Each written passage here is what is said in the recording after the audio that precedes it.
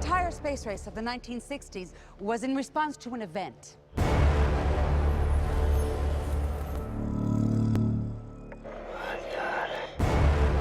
If you breathe a word of what you've seen here, it will do time for treason.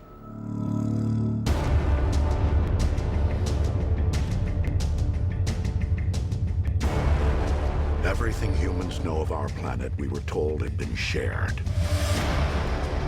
You lied to us. You've made a grave mistake. Before I get started with the review, I want to share a movie-going experience with you. When I went to go see Transformers.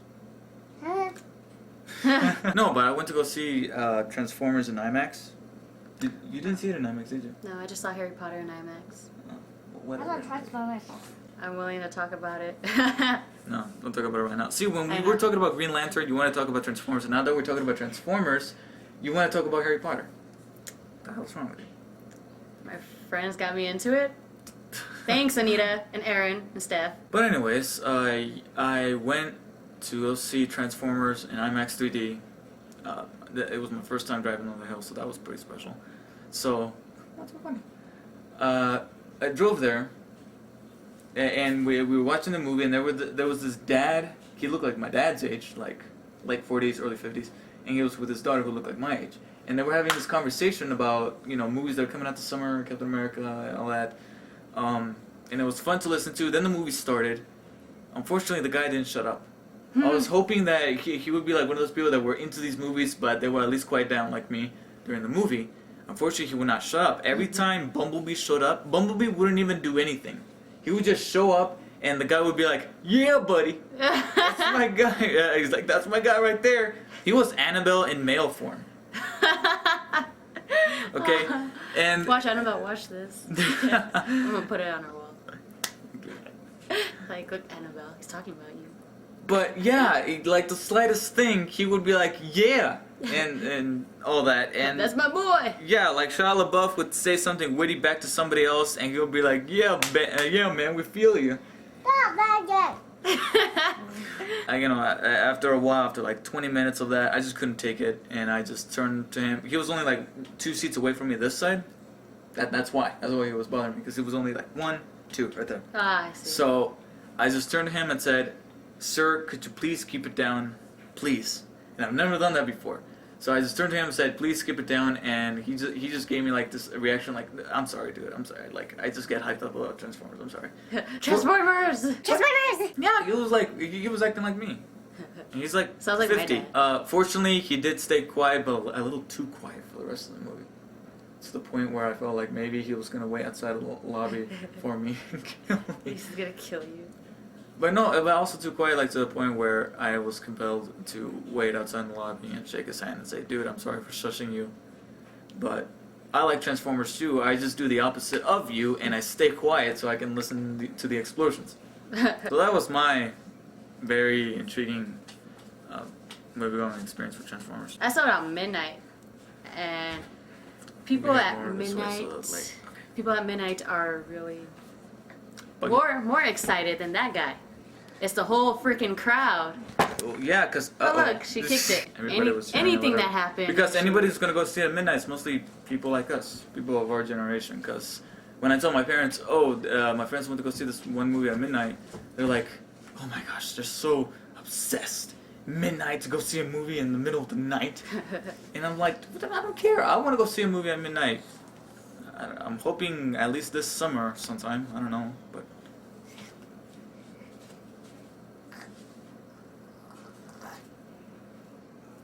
Yeah. It went under. I'm so cool. Are you so mean? That's cool. I thought it would hit the door. Okay, so we're talking about Transformers Dark of the Moon very late, unfortunately, because I have like the cheapest parents ever, so. He saw it I had like to- this time. But at least I got to see it in IMAX 3D, so I can actually comment what the 3D was. First, we gotta talk about what the movie's about. Tell everybody what the movie's about. Tell you the truth, I didn't really pay attention to the storyline. But I mean, that's kind of important with any movie, even one I like know, this. Even one like this, I just even watched though the it's explosion. brainless, dumb fun. It's gotta have a story. I just watched the If explosion. it doesn't have a story, it's officially a shitty movie, even with badass explosions, like Sucker Punch. Sucker Have you Punch. seen Sucker Punch? Yes, I did. Was it as shitty as people said it is? Because Because I heard it's a movie that just has a bunch of like random action sequences and it makes no sense.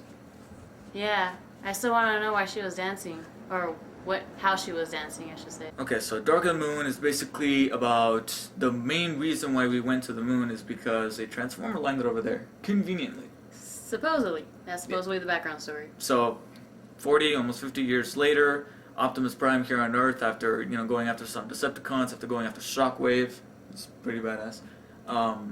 He goes up to these people, the people that are behind the whole NASA deal, behind the whole deal with the Transformers, especially by the agent played by Frances McDormand, that one lady. Yep. Optimus pretty much goes, WTF? Why didn't you tell us that there was all that? So they go up there and they find Sentinel Prime, who says that there's a whole deal, even more secrets behind the whole war between Autobots and Decepticons, and ultimately this last film will bring about the end of said war from Cybertron. Yep, sounds about right. If it's that's as convoluted as the plot gets when it comes to a Michael Bay film.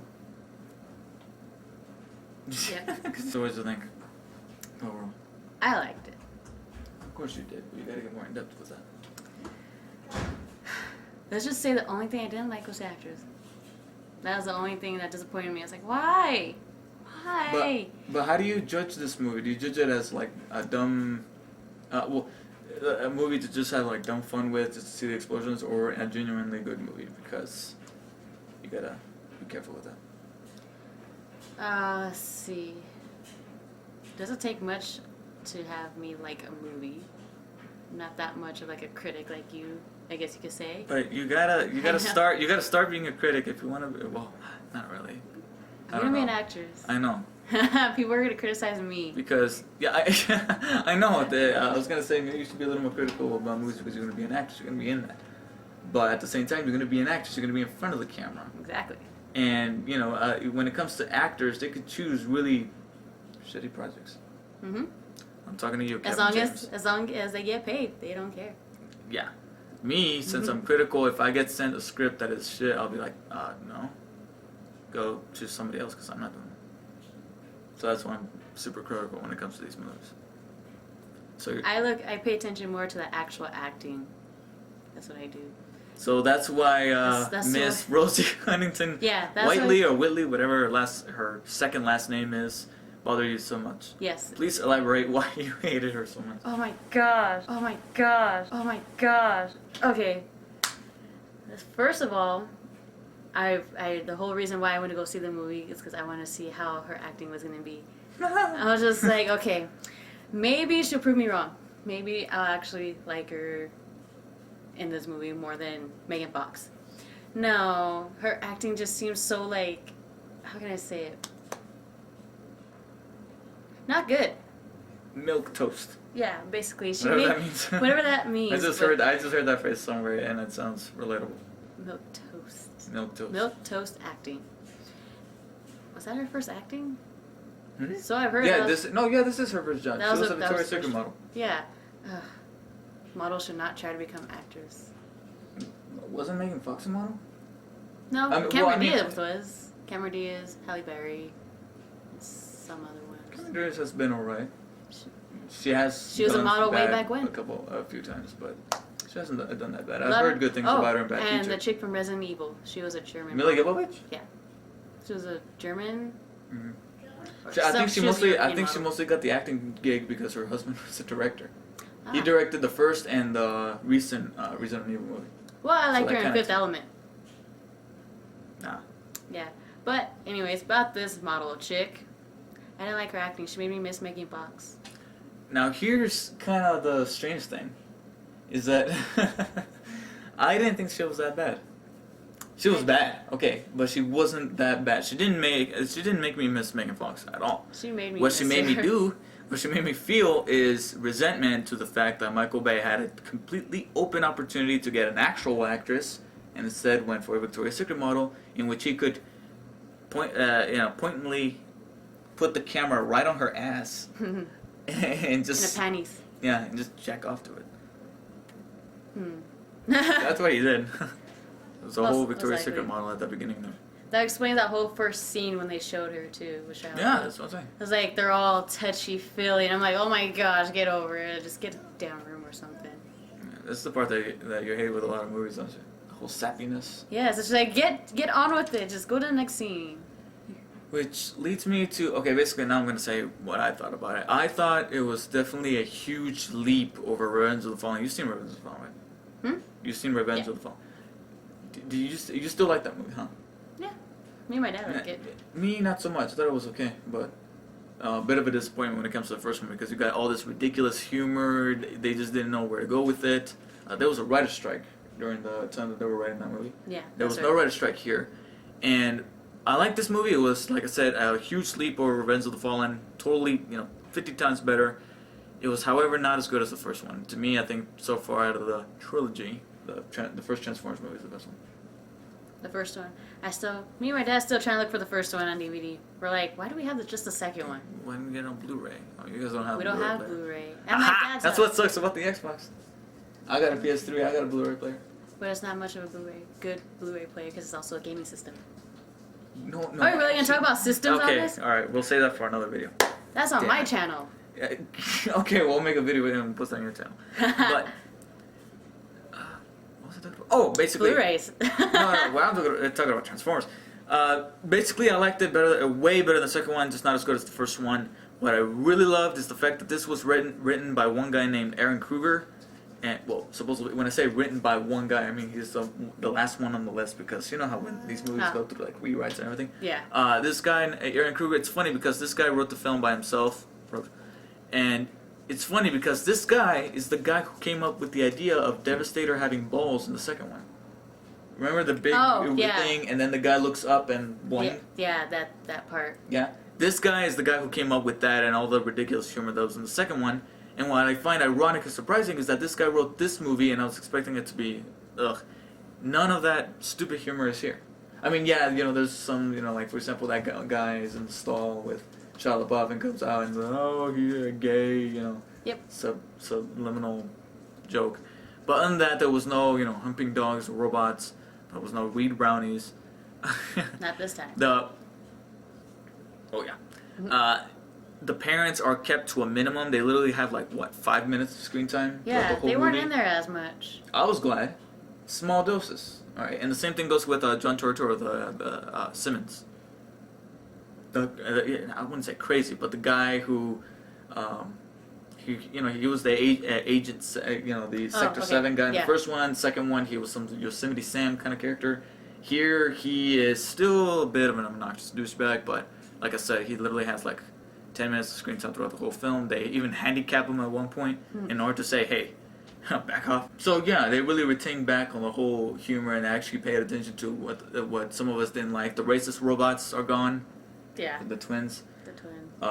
They're gone. So it was mostly about the robot, or as much as the robots as you can get, because there's still, for the first hour and a half, it's the humans. And what surprised me is that there weren't that many action sequences for a Michael Bay film. I was like, huh.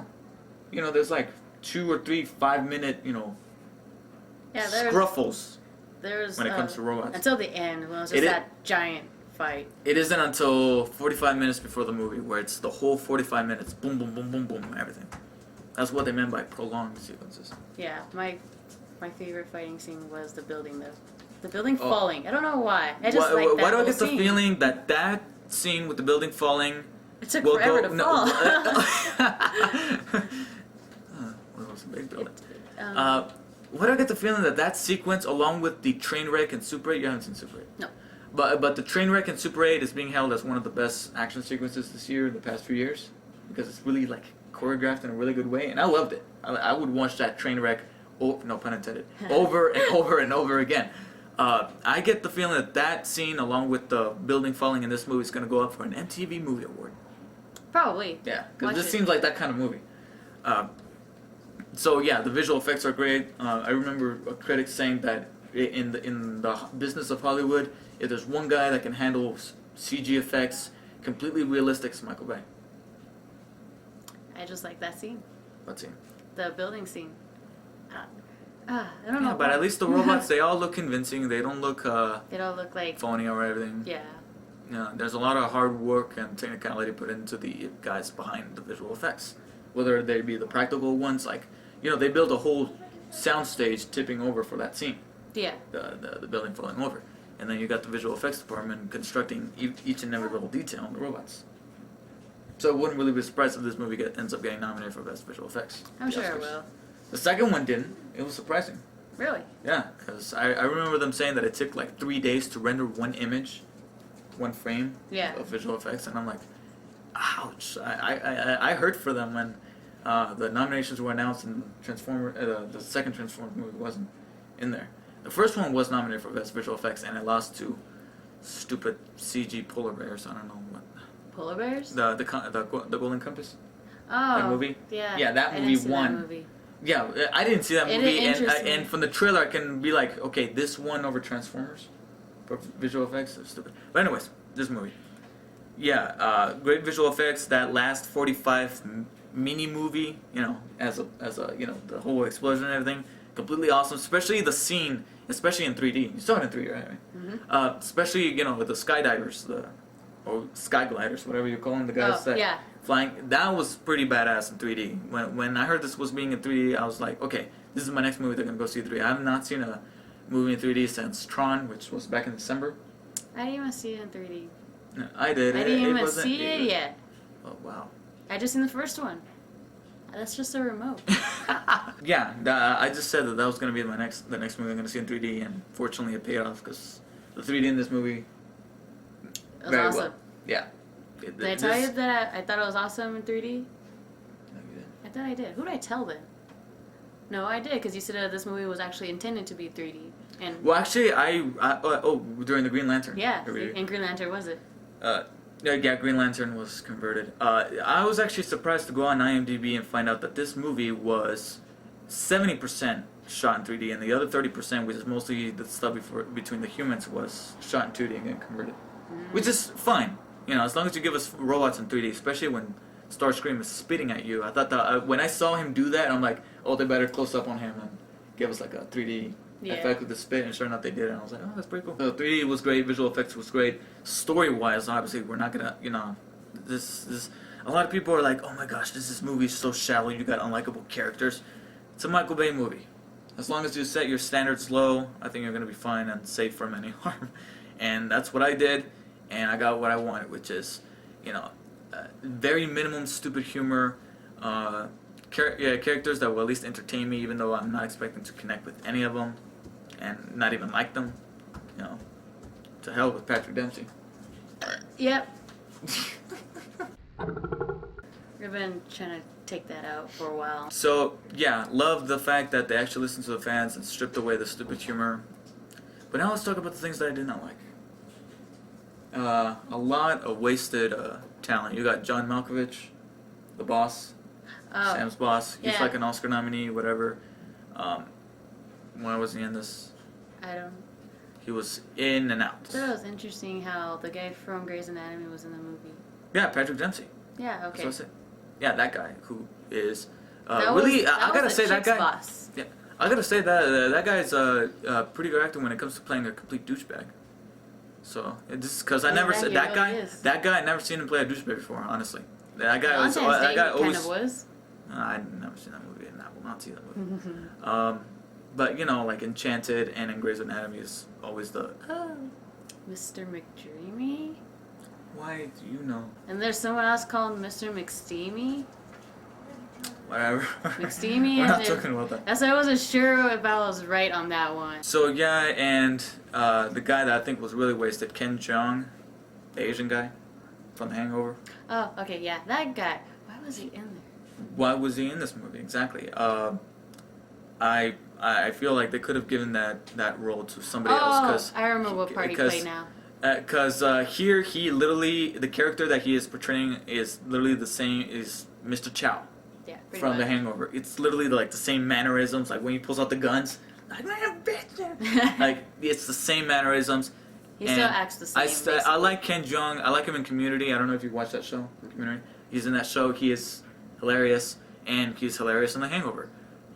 save it for The Hangover. Don't bring it over here or in any other movies. I wish he would have done something else except the weirdness. I can almost guarantee every movie he's gonna be in, he's gonna be like that, because that's how made him funny on The Hangover. Yeah, dude, you gotta. No, fortunately, he doesn't do that in that show, Community.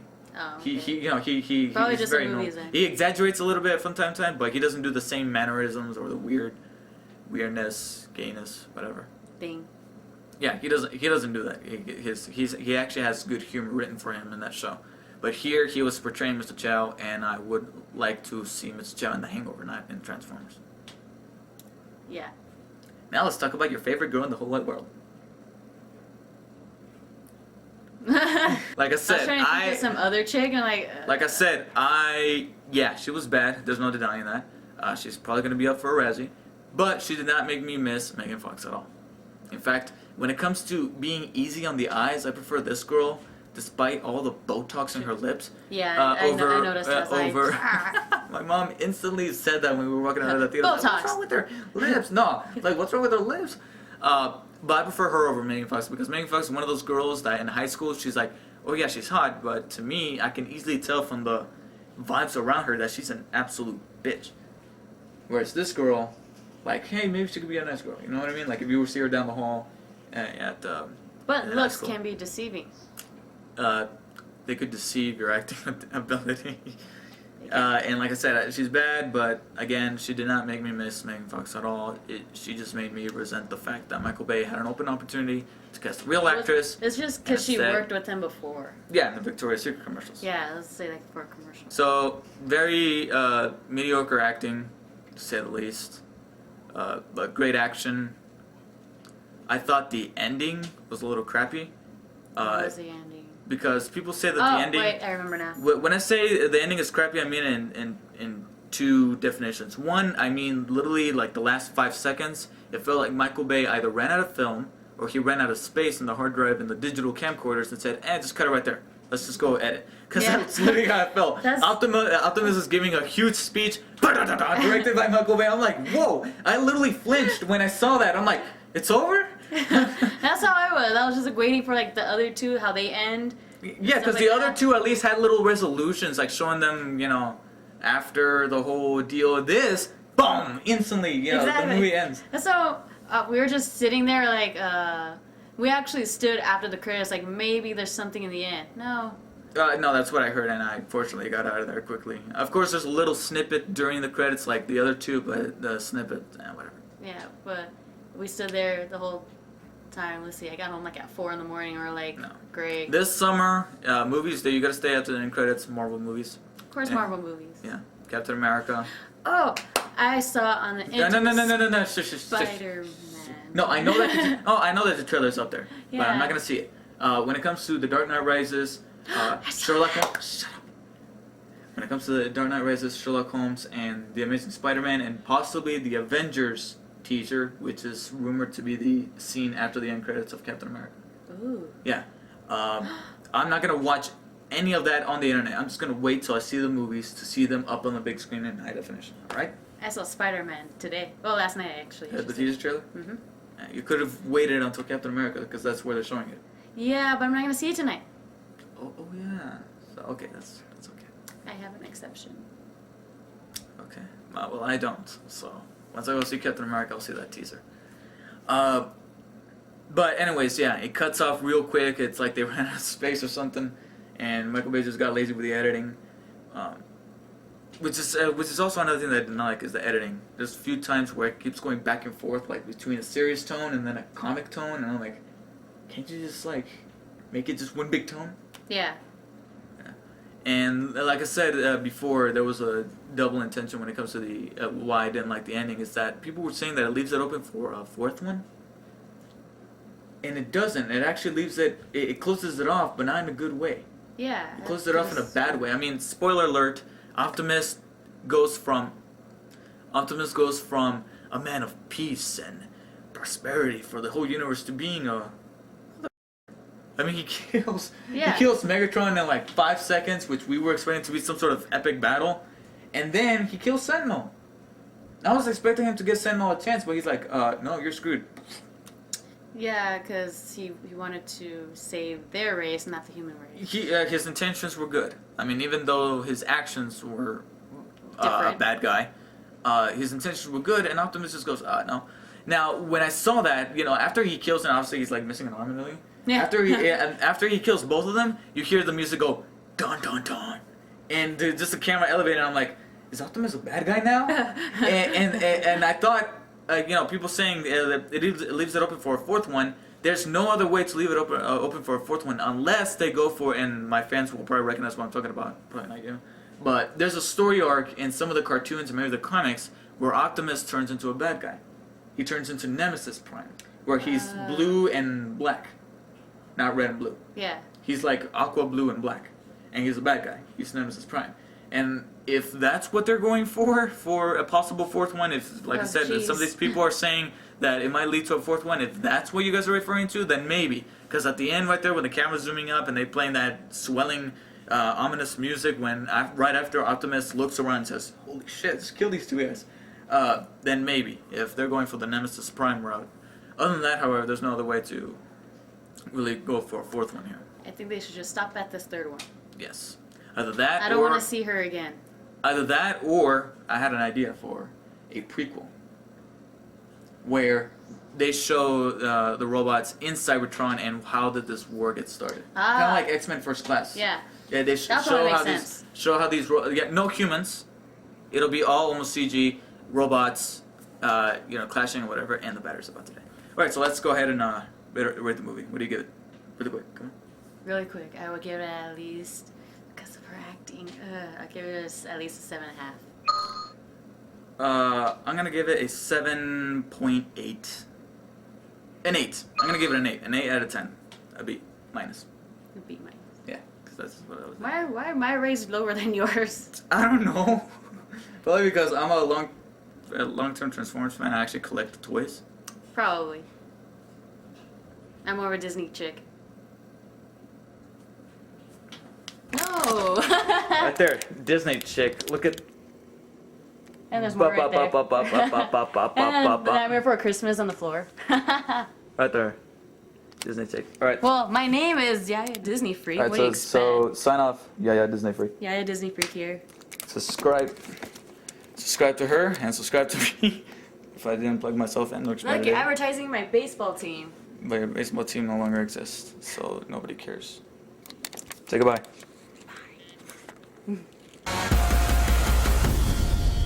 You may lose your faith in us, but never in yourselves. From here, the fight will be your own.